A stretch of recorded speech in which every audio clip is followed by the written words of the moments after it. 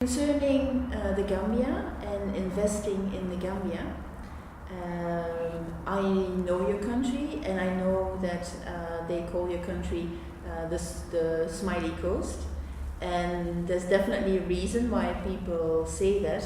And as a tourist, you are definitely very, very welcome in the Gambia. How is this when it comes to investors? Well, thank you for the question, and really thank you for being here and for your interest in working in the Gambia. It's very welcome. The Gambia, you pointed out, is referred to as the Smiling Coast in terms of tourism. I can assure you that in terms of investment and doing business, visitors are as much welcome, if not more welcome. We have indeed put in place a framework that strives to ensure that those who are interested in doing business in the Gambia do so not just profitably looking at both sides, the interest of the Gambia, the interest of the business, but do so with efficacy. So there are a number of facilities put in place to ensure that doing business in the Gambia is not only mutually beneficial, but it's also a pleasant experience on the part of the one interested in doing business in the Gambia. Okay. Now, for investors, it's quite important to have a reasonable market, and the Gambia is a smaller country. What market could people that consider investing in the Gambia consider? You're right, the Gambia is not the biggest country. In fact, it is the smallest country in mainland Africa. Nonetheless, we have a number of advantages by virtue of our links with the bigger markets. If you look at it from a historic perspective, the Gambia has been re-exporting into the sub-region for decades on end.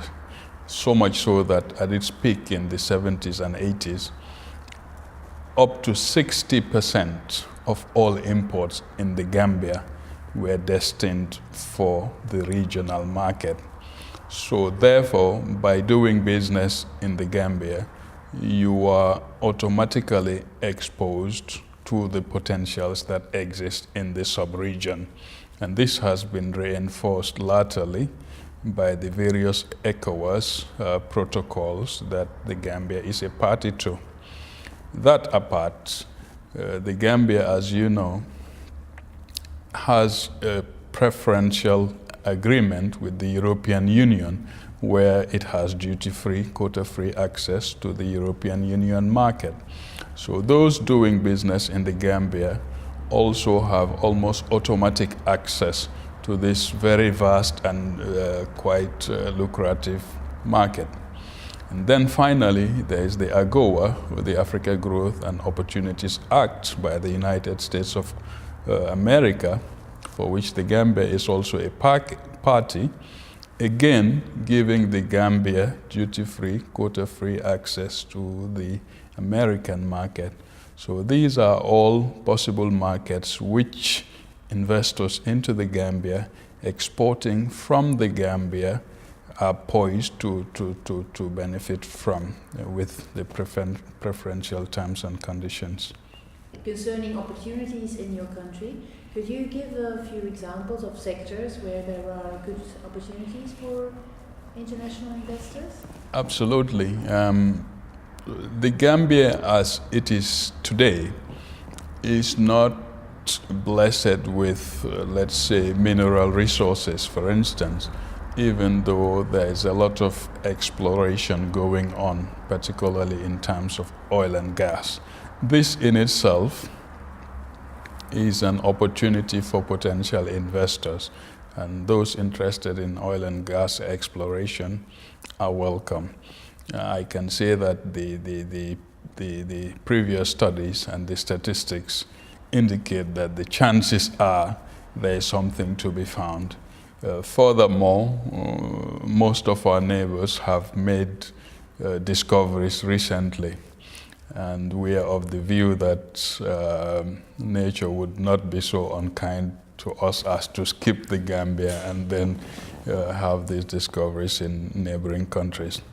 However, from the government perspective, we encourage investment in areas which tend to benefit the Gambian population as much as the investor himself or herself.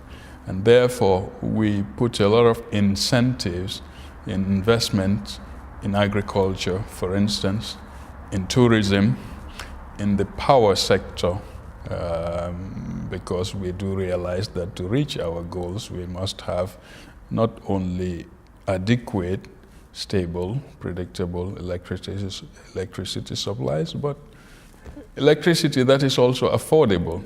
So we do encourage investment in those areas.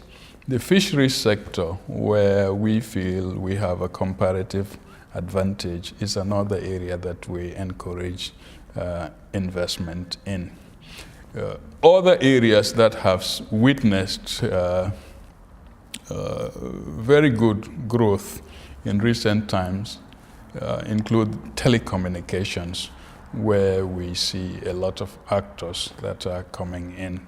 So in recent times, the Gambia has benefited from investors coming into not only telecommunications, but in the power sector, in agriculture, and in tourism, and to a lesser extent in fisheries. When potential investors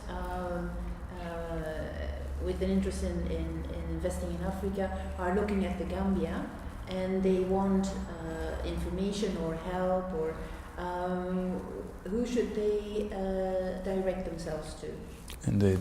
As part of our efforts to foster investment and promote business in the Gambia, the Gambia Investment and Export Promotion Agency has been established as of last year.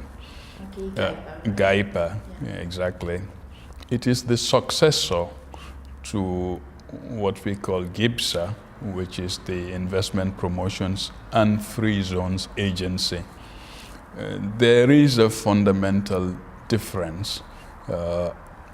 GAIPA now has emphasis on export promotion, but also the development of the SMEs, the small businesses, whereas GIBSA, its predecessor, was more into investment into the Gambia without necessarily putting a lot of emphasis on export, even though export promotion was part of its mandate.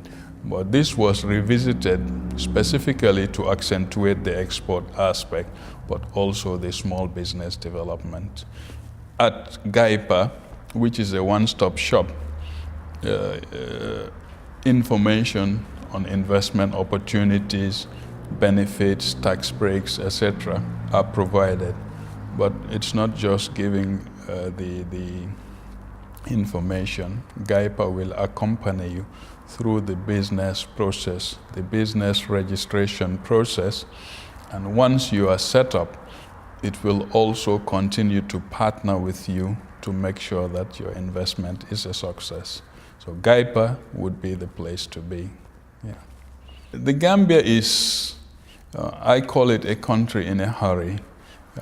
We have a president who is very much interested in moving the Gambia forward, and he leads from the front. That means almost no progress is adequate enough for him, so we also follow his lead in that direction. And I assure you that anyone interested in visiting the Gambia, whether for business or even for leisure, would find it more than worthwhile. This is why, ever since the Gambia's independence in '65, you've had so many visitors to the Gambia. And a lot of them are repeaters. When they go, they keep coming and coming and coming. So I'm sure that anyone interested either in doing business in the Gambia, where we have quite a few success stories, those who have invested and established in the Gambia are ready to share their stories of success and the support that they have received in ensuring that it is a success. So with that, I would ask any potential investor to take a close look at the Gambia.